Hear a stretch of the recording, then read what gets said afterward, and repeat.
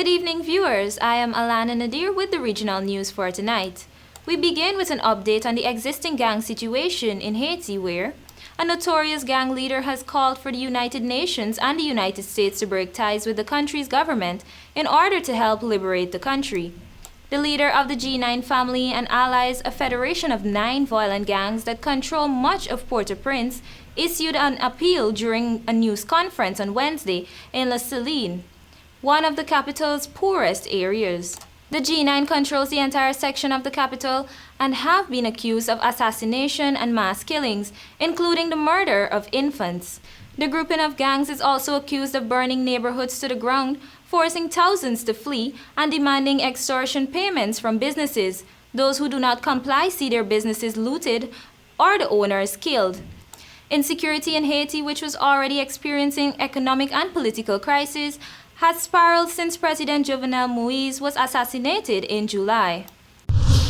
We now turn our attention to Barbados. The Pan American Health Organization, PAHO, has given qualified support for the country's decision to ease travel restrictions for vaccinated travelers, describing it as good measures, while warning that the ease in restriction for inbound travelers will come with risks.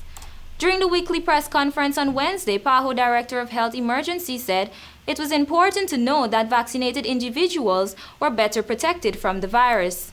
Since Sunday, October 24th, fully vaccinated travelers to Barbados with a valid negative COVID-19 PCR test are no longer required to take a test on arrival or quarantine. Barbados has been recording over 300 positive cases of COVID-19 infections daily and more than 70 deaths for the month of October alone, the highest number of deaths in the single month since the start of the pandemic in March 2020.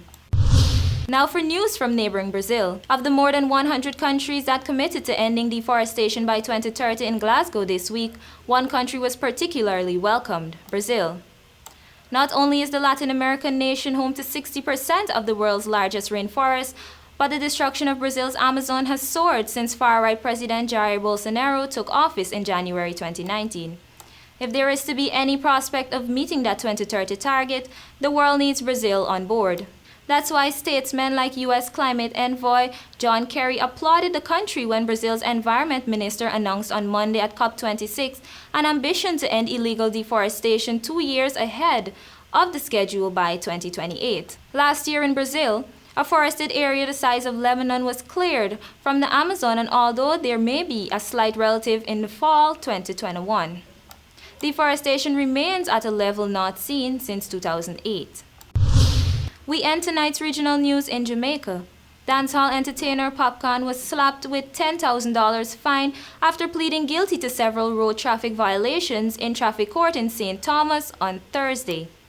The artist, who is signed to Drake's OVO sound label, was fined $2,000 for operating motor vehicle without insurance, $2,000 for driving without a helmet, $3,000 for operating a vehicle without a valid fitness, and $3,000 for operating an unlicensed motor car. The 32-year-old artist, whose real name is Andre Sutherland, was charged in late April after the police intercepted his 9-vehicle convoy in St. Thomas. In April, after being charged, Popcorn, who is the promoter of the annual Unruly Fest concert, took to social media to lament that he's been unfairly targeted by police. However, Jamaican cops have since denied Popcorn's assertions, with commanding officer for St. Thomas Superintendent Alison Byfield claiming that the arresting officer did not even know the international dancehall singer. And that concludes the regional news for tonight. I am ALANA NADIR. Thank you for joining us.